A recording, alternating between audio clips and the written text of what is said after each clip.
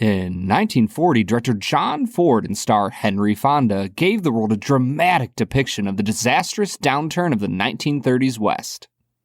In 2022, we try a bourbon with wrathful grapes of its own. The film is Grapes of Wrath. The whiskey is Rabbit Hole PX Finish. And we'll review them both. This is the Film and Whiskey Podcast.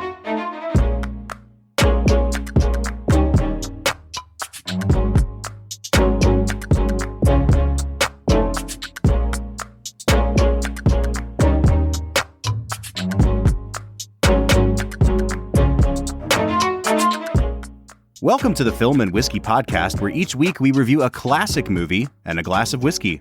I'm Bob Book. I'm Brad G. And this week we are starting a mini-series of films by the director John Ford with his 1940 Oscar winner, The Grapes of Wrath. Brad, usually we watch movies for this podcast, at most a day or two before we record the episode. Oh, yeah. But maybe 3 or 4 days. Yeah, and maybe 30 minutes before. There have been times where I've finished the movie and ran to my computer to get on and talk to you. Yeah. That is not the case today. This might be the longest we've ever gone after watching a movie before recording, and I'm kind of excited about it because, if I'm being honest, I don't remember a damn thing that happens in this movie, Brad. Do you want to know something that you'll be proud of me for? Oh, yeah. Tell me.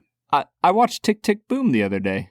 Oh, I like how you just completely changed the subject altogether. Yeah. Well, I was just thinking about things I've done in the interim. And I could probably give a much better review of that movie than Grapes of Wrath right now. What'd you think of it? Solid with a really great performance from Garfield. 100%. That was one of those movies where you could tell that Lin-Manuel Miranda is not a director yet. That was a movie that was totally made in the editing room. Yes. And Garfield holds the whole thing together. Yeah, you can tell that he is coming into his own as an actor to the point where he can help a younger director. For sure. Well, okay, let's try to find a way to segue from that 2021 film back to 1940 and talk about John Ford. So this season, we're doing mini-series by very famous directors, and John Ford is one of the most highly regarded directors of all time. It's been a while, Brad, since we have gone back to classic Hollywood, which is kind of the bread and butter of this podcast, or was for a number of seasons. So it's really nice to be back in the golden age of Hollywood. And this movie, The Grapes of Wrath, is widely considered one of Ford's best films. It was ranked as the 21st best American film of all time by the American Film Institute when they did their first Top 100. And then when they revisited it 10 years later, it was number 23. So we're coming out to an average of the 22nd best film of all time. And I'm excited to talk about it. It's a great movie based on one of the quote-unquote great American novels. I don't think we've had a movie with this amount of heft behind it in a long time on the show. I was going to say, this is actually our second Steinbeck adaptation, though. Yes, it is, behind East of Eden. East of Eden, which is one of my absolute favorite books of all time. I've never read Grapes of Wrath, though. I have also not read Grapes of Wrath. I'm pretty sure that this is the novel in which there's a whole chapter dedicated to a turtle that's turned on its back in the middle of the road struggling. And, of course, it's a metaphor. Do you get it? But no, I've never gotten through Grapes of Wrath. Yeah, I was told this by a friend that the end of the book is much more bleak than the end of the movie. Yeah. Have you heard about the ending of this book? So I read the Wikipedia page on the movie and it talked about differences from the novel, and my God, I thought this movie was crushingly sad. And that book, man, I don't know. Yeah, I'll just go ahead and read the Cliff Notes or check out the Wikipedia page, because I'm not going to talk about the ending. It's pretty unique and very sad. It's definitely a downer, for sure. Yeah. Well, we're going to talk a little bit more about the book as it relates to this movie as we get into this episode. But Brad, the question that is looming over every one of our episodes is, have you seen this movie before? I have not. All right. And have you seen any of the movies that we're doing in our Ford retrospective here? Yeah, I've seen The Quiet Man. Okay, so next week we're doing The Searchers, and then we're going to finish out with The Quiet Man. So you've seen that one, but not the other two. Mm-hmm. All right. That means that it is time for us to jump into Brad Explains, which is America's favorite segment. As we get into that, we do want to encourage you, whether this is your first time listening to the show or if you're a long-time listener, please check out our Patreon page, patreon.com/filmwhiskey, where you can support the podcast. You can give back a little, buy us a coffee once a month. You can support us at a $3, $5, or $7 a month tier. At every one of those tiers, you get access to a special Discord server that we're on literally every day, talking to fans of film and whiskey. Especially at the $5 and $7 tiers, you get bonus perks, which are really, really great. We'd love to have you join the community at patreon.com/filmwhiskey. Brad, I have vamped a little bit to give you time to formulate your thoughts, to try to reach into the recesses of your mind to remember what this movie's about. More like the depths of my soul. Yeah, right? We've put 60 seconds on the clock. Can you break down the plot of The Grapes of Wrath? Yeah, Tom Joad, played by Henry Fonda, the illustrious Henry Fonda. He is a ex-convict. He killed a man in a bar fight. He returns to his family's farm in Oklahoma, only to find them driven off of it. He reunites with his family to realize that they are moving out west. There was a flyer that said that they would pay for, was it 800 orange pickers, I believe? Mm-hmm. And that they're getting an old truck that's just full of every single thing that they own, and they're taking it out west. On the way out west, they run into some people who tell them that what they're going to is a fantasy, that it's not actually real, it's an illusion. But they head on out anyways. A former pastor joins them 10 on seconds. the trip to see what's out there. And everything is sad and terrible, and the government's the only people you can trust. I think that's it. I love that that's the lesson of the film. I mean, lean on Uncle Sam, folks. That's kind of what they portrayed, man. We have lots to talk about, Brad, don't we? Yeah, this is an interesting film because all of the acting performances are stellar. Oh, phenomenal. Like we can start there. All of the acting performances are out of this world, just really, really good. And for me, that's what really kept this movie together. Because if I'm being honest, it feels a little rough around the edges, Bob. It does, and I don't remember it being that way. I remember seeing this for the first time when I was probably in high school and really loving it. And I think, like, from a cinema standpoint, like the language of cinema, the visual language of this movie, we'll get into talking about the cinematographer, Greg Toland. Like, this movie looks amazing. I have never seen a movie that has so much of its scenes happen in utter darkness, where there's like so many layers of darkness and everything is kind of framed with just these tiny pinpoints of light. It's a gorgeous movie. I think the cinematic language is great, but I'm with you. Like, if I'm being honest, I think the first half of this movie was significantly more compelling than the second half of the movie. Yes. And the second half of the movie is like where the actual meat and potatoes of the story happens. So the movie felt for me like way more successful in the first half, where it was kind of like meditations on the plight of the average American at this time. Mm-hmm. It was just like, it was very bleak and it was incredibly sad. And I found myself choking up and crying at many, many points. Yeah. And I'm not saying that like it's good because it's so sad, but it moved me. And then it kind of settles into a very small, intimate story about this one particular family. And I understand that family is supposed to be representative, right? But it felt more just like, hey, here's some things that happened to these few people. Mm-hmm. And I really struggled to care about those people the way that I cared about the characters in the first half of the movie. Yeah, and to me, it got a little bit preachy at the end of the movie. Mm-hmm. Like the way Henry Fonda delivers his speech to, Ma Joad, played by Jane Darwell. Yeah. The way he delivers his speech feels forced. And if I'm being honest, it feels almost like it doesn't represent the trials that they've been through. It almost feels like he's like, well, this is this is what America needs right now, so I'm going to give this nice speech to get everybody feeling better about life. Yeah. And I don't know if maybe that's just like the postmodern cynic in me, but... So this is the great thing about doing this podcast, because, you come into a lot of these movies having never seen them before, and I would imagine not understanding some of the cultural impact of some of the films, right? But are you familiar with that speech in the history of movies? Like, that line is considered one of the most famous lines in the history of cinema. Like where he's talking about, wherever there's a cop beating up a guy, I'll be there, and doing the whole "I'll be there" thing. It has been repeated and repeated and repeated for decades, to the point where, like, I couldn't believe the timing of this. Brad, give me like 10 seconds for an aside here. Mm-hmm. I turned on an episode of Hey Arnold the other day. Remember that show from when we were kids? Yes, I loved Hey Arnold.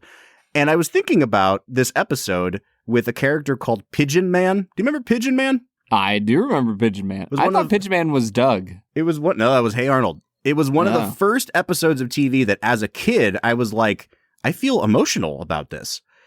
And at the end of that episode, when Pigeon Man like gets carried off into the sunset by his pigeons, he looks at Arnold and he starts talking about, like, wherever there's a pigeon in need, I'll be there. And he does the whole Tom Joad speech. And I could not believe, like, maybe it was something that was buried in my subconscious, but I literally watched this 2 days ago and could not believe that the influence of that speech stretches even into children's media in the late 90s. You know what I mean? 1990s. So anyway, all that to say, I agree with you. I do think that when I look at that speech, it doesn't feel authentic and organic to who the character of Tom Joad is. Exactly. Like, Tom Joad is not like an educated man, right? And you can tell in that moment that he's like doing his best to kind of frame his new understanding of like the unity of people together and how we all share a piece of the same big soul kind of a thing. It kind of reminds me of like at the end of Forrest Gump, when Forrest Gump is talking to Jenny's grave and he's like, is it like what Mama says about everyone has a destiny, or is it like Lieutenant Dan says about we're all floating around gentle like on a breeze? Maybe it's both. Like, it kind of feels like they're trying to do that, where you're watching this character make this out in his own mind, but it just comes across as like it's time for our main character to get on a soapbox for a little bit and make explicit what has already been made implicit. And I'm with you. For one of the most famous things ever, it doesn't totally work for me. Yeah. And the thing is, like, yes, as he was giving it, I was like, oh, I've heard this a million times before. Like, even at the end of Dark Knight, when, it has that feel of like, not the hero that they wanted, but I'm the hero they need. Yeah, that's hilarious, because I was thinking of that as my other point of reference here. That, it's time for Jim Gordon to step up and be like, let's frame this legendary character in legendary terms now. Mm-hmm. And there's part of me that I can't blame, Grapes of Wrath for starting a trend, but what I can say is what you said, that it feels soapboxy, and it doesn't feel like it really fits, in my opinion, with all of the things that their family has experienced. That he would make that decision to run off and become a unionizer. I don't really know what he's doing, but he's going to do it, and he's going to do it great. I think Henry Fonda might be kind of miscast as Tom Joad.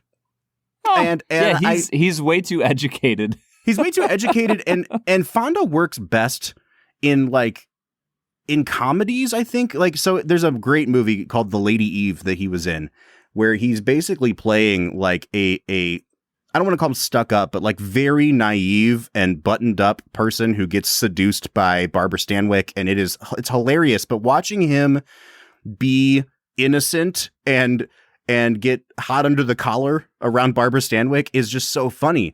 And he just comes across as such an innocent, doe-eyed, baby-faced guy that I'm like, you didn't kill somebody in a bar fight. Like, come on, dude. You've never killed anyone. And throughout the movie, I just couldn't get over this fact that this guy is supposed to have this edgy past to him, because Henry Fonda is so much like the naive, innocent face of America that even somebody I feel like a Gary Cooper would have worked so much better in this role than Fonda. And I'm not saying Fonda gives a bad performance, but, you know, it's like watching Tom Hanks be the hitman in Road to Perdition. It's like, he's great. I just don't totally buy it. I'm just not in. My boy Tommy Hanks, he's not killing anybody. No, I don't see it.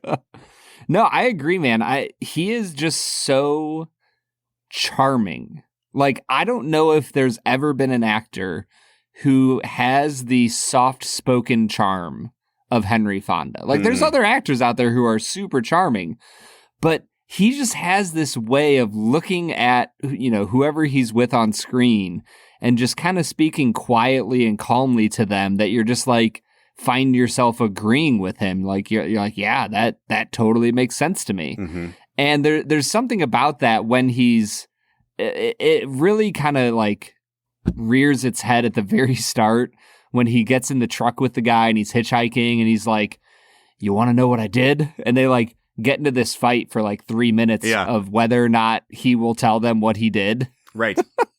And he's like, well, mister, I'm not going to welch on telling you I killed a man. And I'm just kind of like, did you though? Did you? Yeah. Did you kill a guy?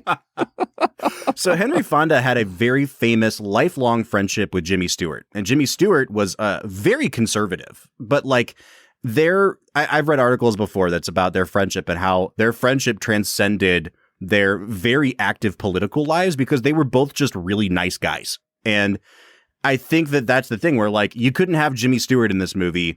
And I think by the same token, Henry Fonda, as good as he is, as much as this is one of his most beloved, revered performances, I just can't shake that he might be kind of miscast here. I wish that they had Jimmy Stewart as like one of the foreman evil guys at the camps. All right, man, let's talk about the rest of this cast. And I think the place to start would be with Jane Darwell as Ma Joad. Bro, she wins an Oscar for this movie. Okay, that's good to hear because this is one of the best like co-lead supporting performances, whatever you want to call it. By God, she is amazing. I used to watch Turner Classic Movies all the time, like growing up. I just loved watching it. And in between movies, they would show these kind of like mini commercials or snippets of a documentary that they produced. And they had this thing that was called like 100 Years of the Movies, and they kept showing it forever. And the clip they showed from The Grapes of Wrath in this 5-minute montage was just the shot of her holding the earrings up to her ears in the mirror. And you just watch her face like fall. And that face of hers, man, it says so much about hopes and dreams and lost hopes and the hopes and dreams of America. Like every theme this movie is trying to shoot for, like finds its manifestation in that woman's face. It's crazy how much her demeanor and expressions like carry the film.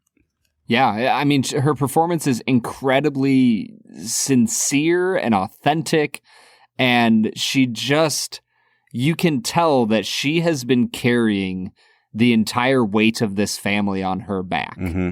That like the whole, jalopy that they're driving is actually like emotionally, all of that stuff is on her back. Mm-hmm. And she comes so close to cracking under the weight so many times in this movie. And just like you said, you just see it in her eyes, on her face, the way she talks to people, the way she pauses when she's struggling before she responds to somebody's question. Like, in my opinion, it's close to being the best performance in the movie. I really can't decide if it's her or Carradine as Jim Casey. All right, let's put a pin in Carradine for just a minute because I want to keep talking about Darwell for just a second. Going back to your point about how the famous Fonda monologue seemed forced, this is where we get into like the end of the movie being different than the novel, because the studio basically was like, hey, this movie is a freaking downer. And it's funny because it's like, did you not read this novel? Like, you guys bought the rights. So they kind of made them tack on this happy ending after Tom Joad wanders off into oblivion. they come back and everybody's packing up again the next day. And then Ma Joad gives this kind of rousing speech at the end where she's like, they keep trying to keep us down, but we're the people, and the people will always rise back up because we're the people. And it is so at odds with the theme and and all of the actions of the movie up to that point, which is like, we should mourn for the average American and how they are being effed over by all of these other forces and how they're being kept down. And like, yes, I understand, Brad, that like there's like the we should unionize and that's our way to fight back.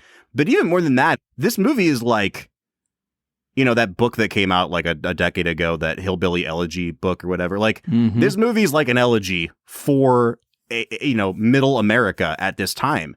And that last speech was the most ridiculous thing I've ever seen, to the point where like it felt like they almost undermined Darwell's whole performance just to tack that thing on there. Yeah. And that's why, like, if I could just cut out Fonda's final speech and her final speech, I think I would score this movie like 2.5 points higher. Like they really just kind of crush what this movie was going for. And like you said, that's not to say that there's not a lot of really beautiful stuff happening here. I just, it's I guess it's another example of the powerful studio pressure of ye olden days, kind of taking something that had direction and had vision and being pigeonholed into an ending that just didn't fit what Ford had been going for. Yeah. All right, let's go back to the cast here. You want to talk about John Carradine? Oh, dude. He gives speeches in this movie, and I'm just enraptured. Like, he's like that older guy that that just everything he says is philosophical, and just makes you think deeply about not just the world, but your own life, and go, I never thought about life that way before. I need to go drink a few beers. He's very much, this is the character that even without reading the book seems the most like, oh, this is John Steinbeck sermonizing through a character. And I try not to hold it against Carradine, but it's very obvious. And this might be a good place to kind of segue into talking about Steinbeck. This is the second Steinbeck movie we've done on the podcast. And, Steinbeck is very famous for, I guess if I could say anything, like trying really hard to write the great American novel, trying to capture the idea of America in a book. And I think more than any other author, he's kind of successful at making the story of America be biblical in scope, right? And you find that in its most literal form in East of Eden. Yep. But he has this very biblical vision of like divine wrath and judgment and providence all running through his works. What makes Steinbeck's books kind of stand out as these books that either are the great American novels or are just trying so hard to be is that he's one of the few that understands that like you can't tell the story of America without dealing with the influence of religion on this country, right? Like there has to be, we had this with There Will Be Blood, where it's like, I may not agree with what Paul Thomas Anderson is saying here, but like he's shooting for the stars with like trying to pin down what America is with this conflict of capitalism and religion. And Steinbeck's doing the same thing here. And he's doing it through this preacher who has basically lost his faith and finds a new religion in like, to your term, like unionizing, like rising up with the people to fight back against these forces. Social justice, I guess we could call it. And it's really hard to know what is an element of the script and what's an element of Steinbeck. But this character also comes across a lot to me as like, this seems very forced. And this seems very like I am being force-fed the themes that they're trying to get across through this character. But even in the midst of that, because I'm with you 100%, I don't know what it is about Carradine. I don't think we've ever had him on the show before. He was in Stagecoach. Oh, okay. Yeah. Man. He was like the stuck-up guy that didn't like the hooker on the Stagecoach. Oh, yeah. Maybe that's when he was still a pastor. That tracks. Yeah, so I guess the thing for me with Carradine is I just love his performance. Yeah. Like, similarly to Fonda, like, I don't always like what Fonda is saying, but I think he's a great actor. For some reason, I think maybe because I don't know Carradine as well, I just was enraptured every single time I saw him come on screen, and just loved the way he interacted with other people, how thoughtful he was when he gave answers. And maybe I liked his performance more because there's an element of his, in like character's backstory that makes more sense for him to be philosophizing and talking all these big ideas, and it makes sense. Like, this is a man of the cloth who has thought about the fate of humanity and all these things, and so it just kind of fits his character more, which I think lets me enjoy the cheesiness of his performance a little bit more. All right, so for me, the character and the performance in this movie that will stay with me forever. And I don't even know if I'm pronouncing his last name correctly, but the actor's name is John Quaylen, or maybe Quallen. I don't know. We've had him on the show before once in a very, very minor part in Casablanca. But in this movie, he plays a character named Muley. And Muley shows up for like 10 minutes in the first half hour of this film. And this film starts in a very interesting way. Like, it starts and you think it's going somewhere. Tom Joad is going home to meet his family. He gets home and no one's there. And it's like a ghost town. And he goes in the house and there's this guy who's just like inhabiting his parents' empty home. And the whole scene is lit with candlelight and it looks like a ghost story. It looks like someone shining a flashlight under their chin to tell a scary story. And it kind of reminded me of Gone with the Wind. When she returns. Yep. That's a great point. And like, you get this flashback to how the banks kicked everybody off their land and there's nothing anyone can do about it. And they flash back forward and this dude Muley is such a broken man. And he is this actor, John Quaylen, is acting in such a naturalistic and frankly modern way that it's like stark. And it is heartbreaking. And I think haunted is the only word I can use, man. Like, the images of that man are the most profound thing in this movie to me. Yeah. Well, and the speech that I guess he's like a foreman kind of gives of like, well, who am I going to go shoot to take care of this? And they just kind of go through the loop of like, well, the bankers they owe it to this company and they owe it to that. And if you do that, then you got to go all the way out to the East Coast. And it just kind of loops back to the fact that there's literally nothing Muley can do to save his land. And you feel in that moment the helplessness of it all. And when he collapses on the ground and is like, what is a man supposed to do? Like, what would make this his land any more than the fact that they have been born, lived, and died? Like, there's my family's and his blood. Voice is like breaking, and he's like, and some of us have died here, and it's just like, oh my god, dude, like this is it's brutal. It's so heartbreaking. This movie, like, I know I'm not selling it to people, but like, I think if there's one thing I can really compliment this movie on, especially in the first half, it is that this movie is 82 years old now. And rarely have we seen a film that is as emotionally effective as this movie is. Like, I felt things watching this movie that I rarely feel watching movies that are made today. And I think that goes back to Ford. And we're going to talk about him in the second half of the episode. But it's so successful at making you feel the plight of these people. Yeah. I mean, I don't know who the actor is, but the guy that they run into on the way to California, who like kind of won't tell them what the reality is, but they finally goad him into it. Dude. And when he talks about his family dying, I was done. To the point where I can't believe they did that in a movie in 1940. Again, I don't want to call this movie subversive because it was like the book came out in 1939 and they immediately made a movie out of it.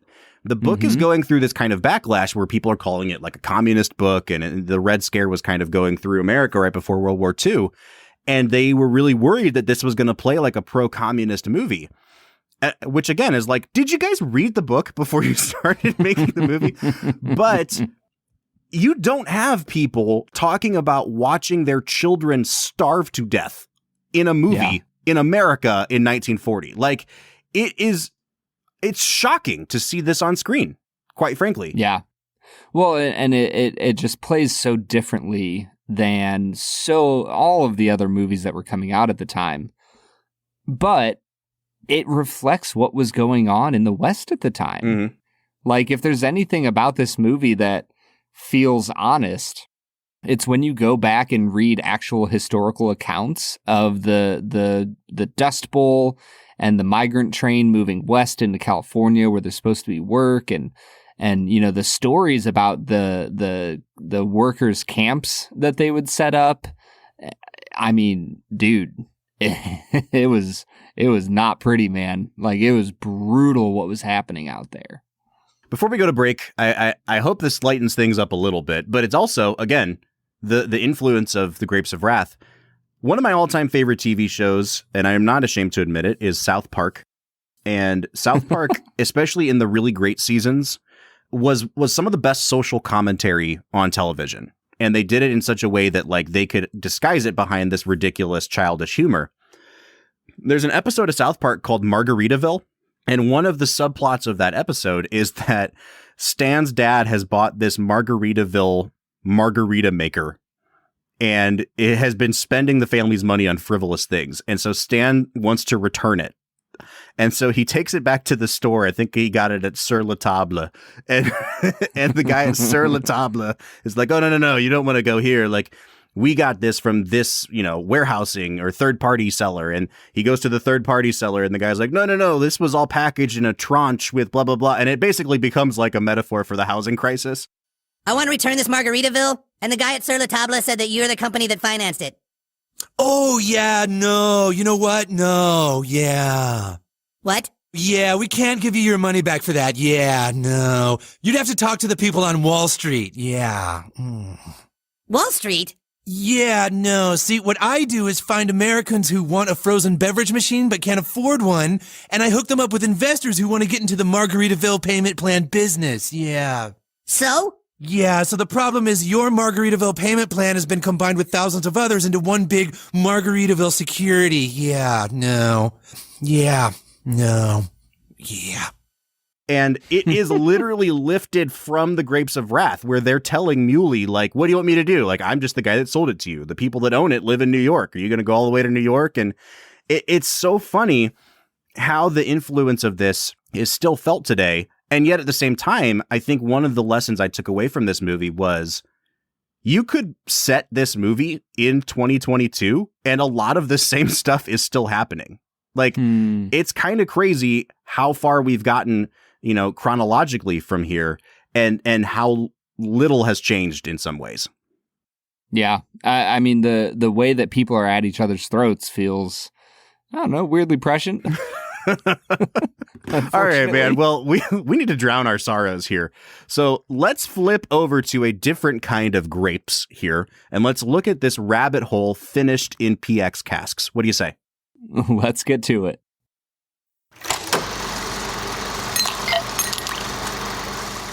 All right, so today we are checking out Rabbit Hole Dareringer straight bourbon whiskey finished in PX casks. Brad, we've talked a little bit before about whiskeys that are finished in sherry casks. Pedro Jimenez sherry casks. It's a very specific kind of sherry that is made like in one little region in Spain. It is considered to be like one of the best when it comes to certain types of sherry. We've had a few PX finishes before. I don't know if we've ever done a bourbon finished in PX casks, and this Dareringer from Rabbit Hole is one of the, like, it's considered one of the best ones. This is actually the first thing from Rabbit Hole we've ever had on the show, which I'm super surprised at. There are a lot of really huge Rabbit Hole fans out there, and we've just never happened to stumble upon their product before. So we're starting not with their regular bourbon, but here with one of their finished products. Yeah, and I've seen a ton of their stuff on the Instagrams and you know, social media. And so, I'm with you, man. I'm really excited to get into Rabbit Hole. It's a brand I've, you know, kind of seen from afar for a while now. So this is a wheated bourbon. It's 68% corn, 18% wheat, 14% malted barley in the mash bill. It did carry an age statement of at least 5 years for a while. I don't know if they still have that statement on the bottle. We're drinking a sample from our friend Austin Dupree at the Bourboneering podcast, so I don't have the bottle in front of me and to know whether or not this is from when it was still 5-year age stated. But aside from all that, it's clocking in at 93 proof, so right in that kind of sweet spot range that we really like, Brad, where it's not too thin, not too potent yet. I'm really looking forward to this. I know you've already tasted it. I'm pouring it out in front of me right now, so why don't you give us your nosing notes, Brad? Yeah, this had a ton of cherry and cinnamon on the front of the nose. After sitting with it for a little while, it kind of dove into that raisin feel. And then it took me a while to figure this out. It kind of just smells. I have this very specific memory of building a shed with my dad, and it had rained overnight unexpectedly, and we had left, some of the wood we were using out in the rain. And it just smells like wet wood. Mm-hmm. Like it's a very specific nose. It's not like, like oaky or anything like that. It's this really like wet, musty wood smell that I'm kind of digging. I like what they're doing here. It's not blowing me away yet, so I gave it a 7.5 on the nose, Bob. But what are you getting right now? Yeah, I'm actually coming out to something similar to what we used to call the Willet Funk. And when we revisited our last Willet product, which I think was Rowan's Creek, I realized that it's not actually really a funk. It's more of a rose that I get on this. But there's a certain like dusty floral quality that comes with Willet products sometimes. And I'm getting that here. It's a ton of sawdust, but then a lot of floral, a lot of rose for me. I do get the raisin that you were talking about. I'm not so much getting the cherry. It's definitely got more of like a dark fruit going on with it, which I really like. I will say, this smells a little bit more potent than I was expecting it to. Like I had to kind of pull my nose back out of the glass a couple times because the alcohol was really jumping out of the glass on this one for me. But I think overall it's really inviting and it's right up my alley. So I'm going to give it an 8 out of 10 on the nose.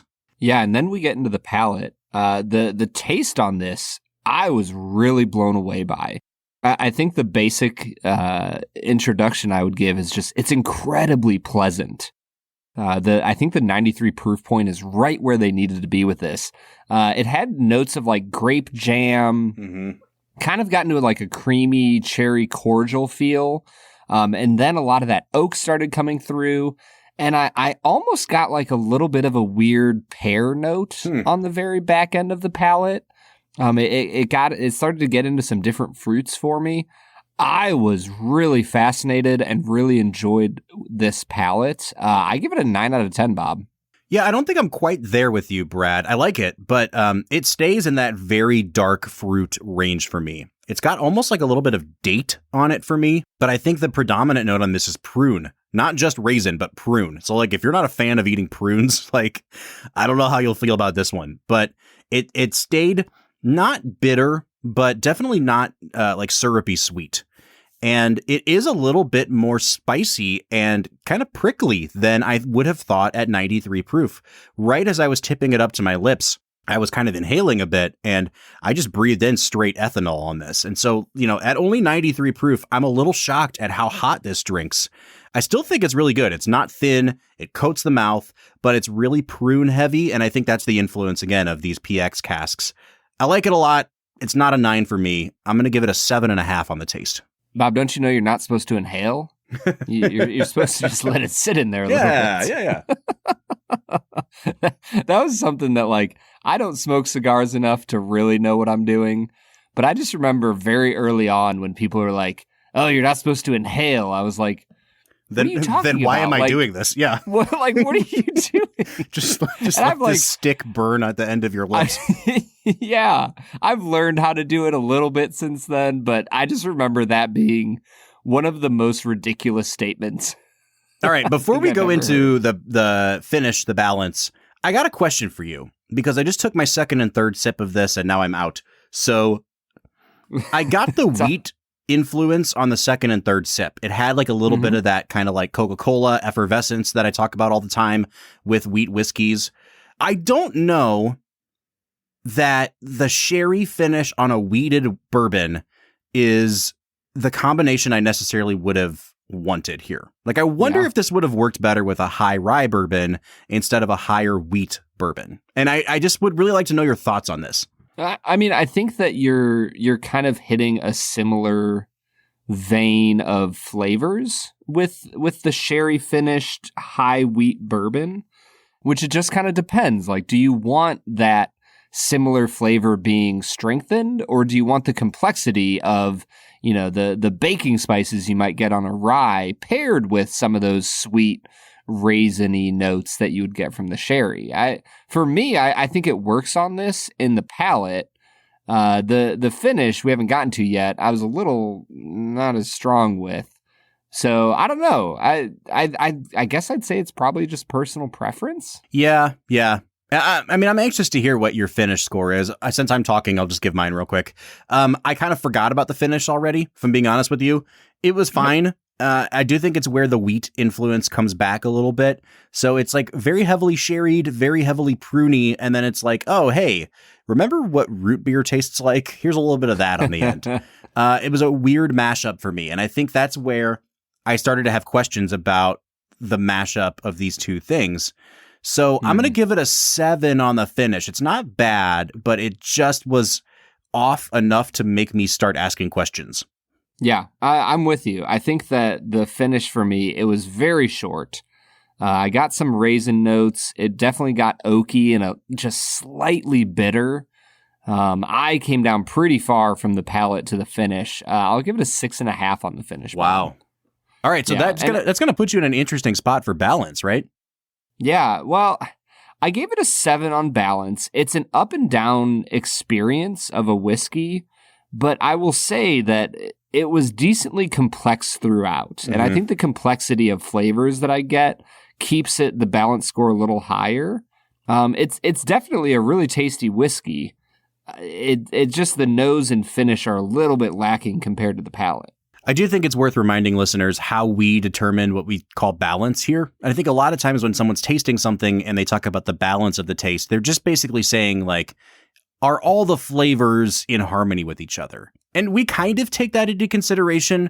But what this really is like a chronological from start to finish. Was there a part of this drinking experience that was like significantly worse or significantly better than the rest of it? Or is it a nice, consistent experience throughout? That's what we consider to be balance. And I think you're right, Brett. It does kind of drop off a little bit from the nose through to the finish. I'm going to give it a 7.5 on the balance. And that brings me out before the value score to a 30 so far. Brad, what does this cost in the state of Ohio? This is an $80 bottle of whiskey. Ooh. Yeah. Yeah. Here's the thing. Yep. I really want to get Rabbit Hole's master distiller on the podcast. And I have a feeling that this is not going to be like the bait that I was thinking it would be. Man, 80's too much, Brad. Like I can't even play the game of like, well, you know, it's a really small batch and blah, blah, blah. 80's too much for this. Yeah. I would even say like 60 is too much for this. I think so too. I think this is like a $40 to $50 bottle of whiskey. Yeah, just based on the taste, right? I mean, like just based on the taste. We know what goes into the process. Yes. Yeah, the acquisition of these very specific sherry barrels to finish it in, like there's a lot going in here. $60 is probably a fair price point for it. But based on the flavor here, I think $80 is a little bit steep. I give it a 5 out of 10. On value. It's solid in the realm of finished whiskeys, but not great enough to be an $80 bottle. Yeah, I'm going to give it a 4.5 on value. That brings me out to a 34.5 out of 50. Brad, what are you coming out to? I'm right there with you, man. I'm at a 35 out of 50. All right, so that brings us to a 69.5 out of 100. Or a 34.75 out of 50. This is right below the 35 mark, which is where we usually start recommending, hey, you should try this at the bar or you should go out and get a bottle. I think this is worth trying. This is not a bad whiskey. Yeah. But I would definitely recommend trying rather than buying.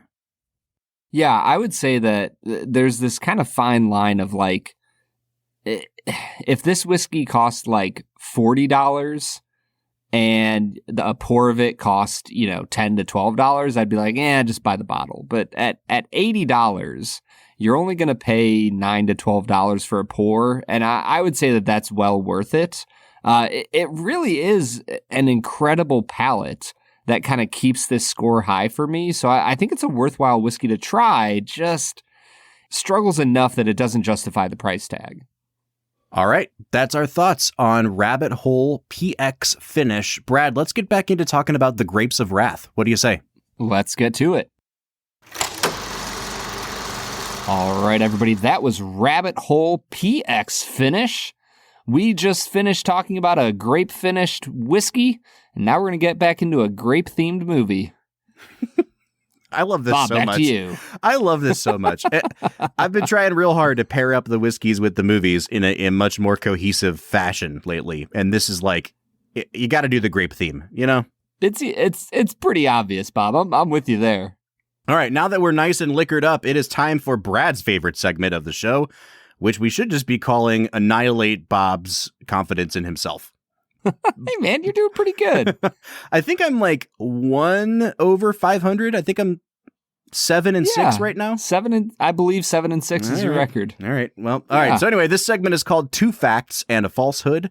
This is where Brad presents 3 things as fact about this movie, and I have to decide which one of them he completely made up. Fact number 1, John Steinbeck. Have you heard of him, Bob? I have. He really loved the fact. All right, moving on to the next one. Steinbeck really, truly loved the performance of Henry Fonda as Tom Joad, and just really felt like he perfectly encapsulated all the things he wanted to convey with the character. So much to the point that the two became really, really great friends. And Henry Fonda did a reading at Steinbeck's funeral. Wow. Hey, guess what? John Steinbeck was wrong. I'm just, hey, man, I don't care what your authorial intent was. He was miscast. Maybe that's the falsehood. That's true. Fact number 2, Henry Fonda was so afraid of portraying the role poorly that he actually spent an entire month working in a migrant camp in California to really make sure he understood the conditions that he would be acting in. And he was all about it. He got in care. He pulled a De Niro Taxi Driver situation. There you go. Fact number 3, Henry Fonda currently holds the record for the longest gap between acting Oscar nominations. His first nomination was for The Grapes of Wrath in 1940, and his second was for On Golden Pond in, do you know the year, Bob? 81? 1981. Yeah. Good job. You get a quarter point. You're saying he was only nominated twice? I'm saying that is the longest gap between acting nominations. Huh. Maybe he was nominated before that and after that, but that was the gap between those two. Was he nominated for 12 Angry Men? Because that's I know he was obviously nominated for On Golden Pond because he wins for that movie.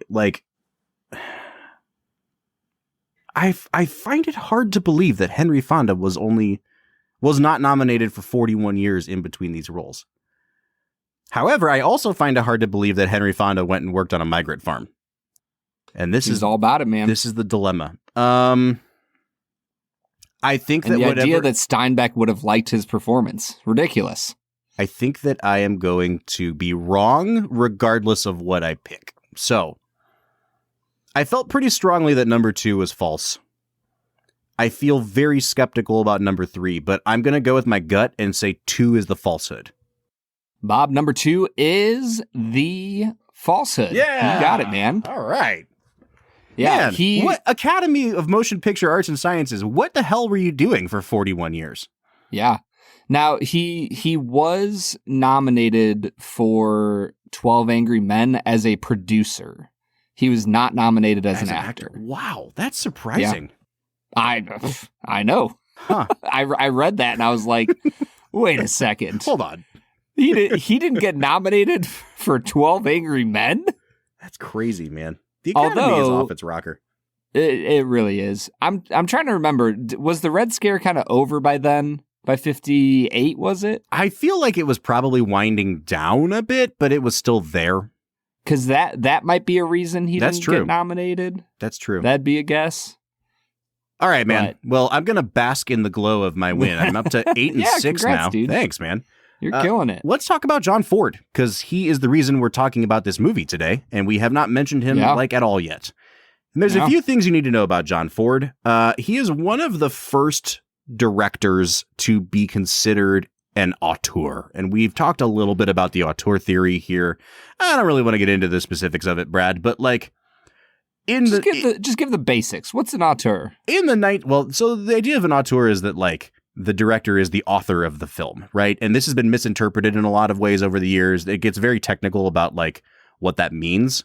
But like in the 1950s in France, in, this magazine called Cahiers du Cinéma, they're doing this really high level analysis of film and basically trying to present like, hey, film is an artistic medium that should be regarded as seriously as these other artistic mediums. And we're going to hold up certain directors and talk about how they have themes running across their pictures and how you can see the author behind the movie. And John Ford is one of the first people that is really held up as like, this is one of our great directors.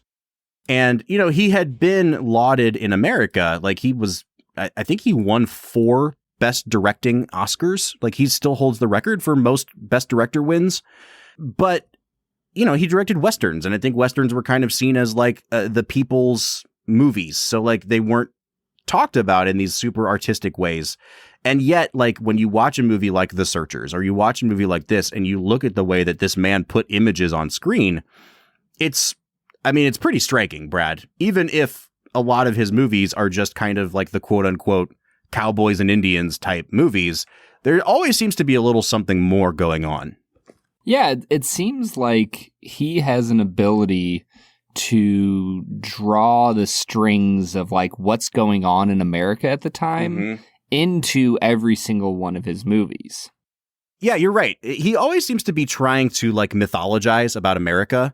And the cool thing about Ford, though, is that like there are certain movies where it seems like he is feeding into the myth of like American exceptionalism. You know what I mean? Like we deserve to be here and like F all these Native Americans. You know what I mean? And then there's other movies where he's like, no, actually the myth of America is just that. Like none of this is real. And we are creating legends about the Old West in ways that the Old West never existed. One of his most famous movies is called The Man Who Shot Liberty Valance. And that whole movie is about this story of a guy who's gotten really famous off of an act he committed of like shooting a famous outlaw. It's very much like the assassination of Jesse James. And at the end of that movie, you get this famous line about how when the legend becomes fact, print the legend. And it's this like agreement that we've all made that like, we're not going to examine what really happened because it's a better story to tell like the mythology of it. And so Ford kind of goes back and forth between propping up that myth and then like tearing it down again. And The Grapes of Wrath is such an interesting movie in his canon because it is very much, this is what America really looks like. And this is what it looks like right now. I think that's one thing we forget about this movie. This was happening in real life at the time this movie came out. It was almost like he was trying to make a documentary of this is what life is like for these migrant workers. And that's a really rare thing to get in Hollywood. We don't get movies about current events as they're happening. And yet here's Ford doing it. It's almost like the modern version of The Grapes of Wrath is Childish Gambino's This Is America. I was just reading an article the other day about Zero Dark 30, a movie which we may or may not be reviewing this season, and how like that's one of the few movies about the Iraq War or the war in Afghanistan, our Middle Eastern activities that came out while we were still there. And yet it's very famously a movie that the CIA was like feeding them information on. And so it's like, here's what the government wants you to think happened in that scenario. And so it's even more of like this. It's just crazy to me that this movie gets made, that this book gets written, and that it captures the attention of Americans in such a profound way like while it's happening. Well, I mean, in the research that I was doing for Two Facts and a Falsehood, they basically said that they had to they filmed this under the code name, I think it was Route 66, to keep the workers in the area from knowing what they were filming, because the book was so explosive. And, you know, we talked earlier about the unionization movement and all that, but they were like terrified that people were going to come protest this movie because of what it was saying about the current goings on of America. And, you know, I guess it just goes to prove that, like, you know, we think that nowadays it's dangerous to talk about what's going on in America right now. But, like, man, it's always been a little bit crazy to do politically motivated proclamations Right. in the midst of, you know, the craziness that can be people trying to run a country together. Well, and I think this is where you can most immediately see why Ford is considered such a strong director, because this movie becomes so successful that it then drives more sales of the book. And, you know, the book was so controversial until the movie came out. And then the movie came out and people were like, oh, I get it now. Like, I'm on Henry Fonda's side now. I almost said Henry Ford. That's the opposite of what this movie's about.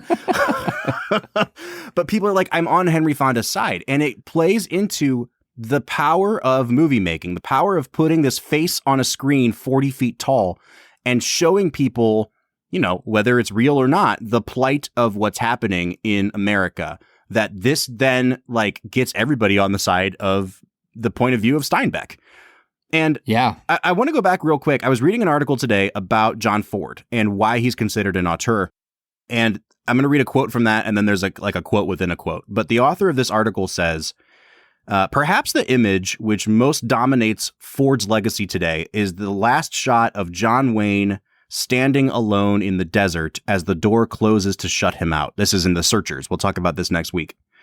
It's the ultimate expression of what's been identified as the Fordian hero, a figure who is necessary to solve society's problems, but tragically unable to enjoy them, which you see with Tom Joad in this movie, right? And then he goes on to say, as John Baxter wrote in a 1971 analysis of Ford's work, Ford makes most of his heroes outsiders, chronic wanderers who accept the necessity of serving society, admire its virtues, secretly wish to be part of it, but are driven by personal motives to reject its security. This is something we're going to keep seeing with Ford, that his heroes are almost always loners, almost always outsiders, that there's something like inherent to society that pushes them out, whether it's their own flaws or it's a flaw with society. And I think when you frame it that way, this movie makes a lot of sense in film, in Ford's filmography. Like, he clearly sees Tom Joad as the hero who is a victim of a society that won't accept people like him. And I don't know, man, whether it's successful or not, I think I'd like to hear from you, Brad, but I think that's kind of how we're framing this movie in Ford's filmography. Yeah, I mean, it's a fascinating way to talk about an archetypal character. And you see in the public consciousness that, I mean, look at our 2016 election. Like, Trump completely ran on the idea of, like, I'm an outsider to the world of politics who can come in and, like, get things done. And I think that people really latched onto that. And, you know, you see that even in other movies. Like, as soon as you started talking about the character, I was like, oh, all I could see was the opening of Gladiator, when Richard Harris is trying to pass the throne on to Maximus, right? He literally gives the speech that you just gave. Like, we don't need another spoiled brat who's been brought up in the system. We need somebody from the outside who doesn't care for the trappings of the throne and who can guide us into a better future. Like, you know, that's 60 years after this film comes out. You know, that wins the Oscar. Right. So, yeah, I think that it's a fascinating... I don't know. I love the idea of these archetypal characters that just capture the public's imagination, because I think that we've seen that idea of the outsider stick in the public consciousness. And I wonder if it's partially just because of how popular John Ford was as a director. Yeah, and I think it's important to say, too, that, like, Ford views these people as tragic heroes, right? Like, they are ultimately doomed to be rejected by society or to be loners and to stay loners. Like, they're heroic and also a figure of tragedy. And so, yeah. I mean, let's go into... I was going to say, look at Bogart in Casablanca. Yeah, I mean, I feel like he's more of an anti-hero, but, like, this is kind of the precursor to the anti-hero, right? Like, this is the precursor to what you see in, like, film noir, right? Like, the rough-edged guy. But here it's like he's a victim of forces that are beyond his control. And I think about a comparison you made.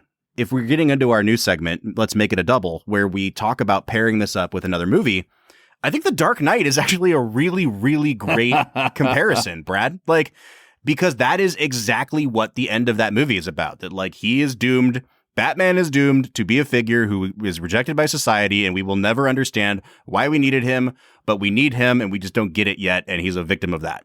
That is as explicit as that can possibly get. So, I mean, I don't want to take your pick for you, but, like, I feel like you already had the best possible pick here. If I was going to pick a movie to lighten things up here at the end of our episode, Brad, I'm going to choose a movie that is also about a man who unfortunately killed another man in a drunken bar fight, who's just getting out of prison, who wants to go home and see his family, and yet his family is being taken from him on his westward flight. And when I say westward flight, I mean a literal flight, because I'm talking about Nicolas Cage in Con Air. I want to pair this. I want to pair this movie up with Con Air, which is, again, a real and true metaphor for life in the American West, this time in the late 1990s, when your plane gets hijacked by John Malkovich. Bob, I have never seen Con Air. You have now, because you've seen The Grapes of Wrath. Oh, okay. What I'm saying is, it is The Grapes of Wrath of the 1990s. That is amazing, man.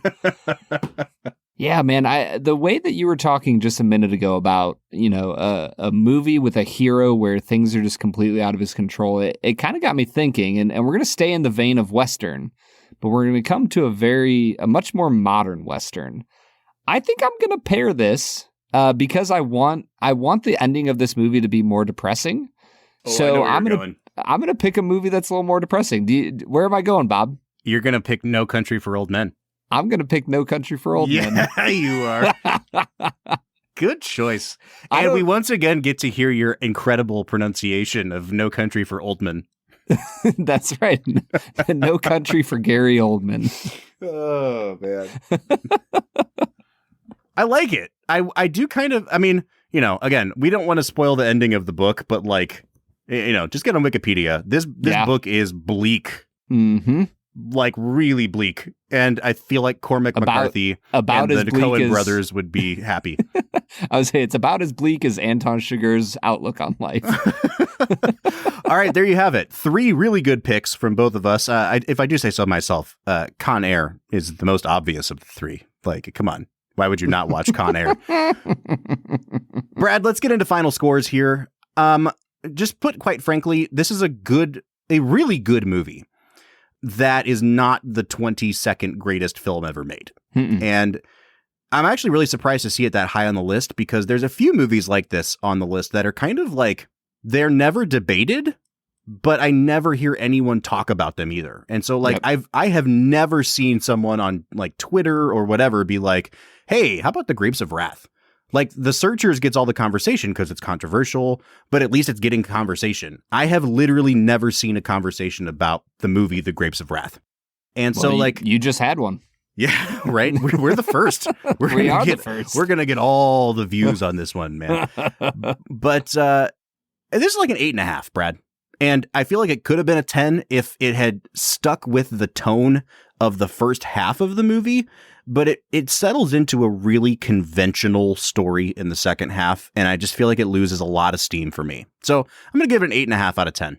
Yeah, I think that this movie starts with like a 9.5 out of 10 and drops to like a 7 out of 10 by the end of the movie.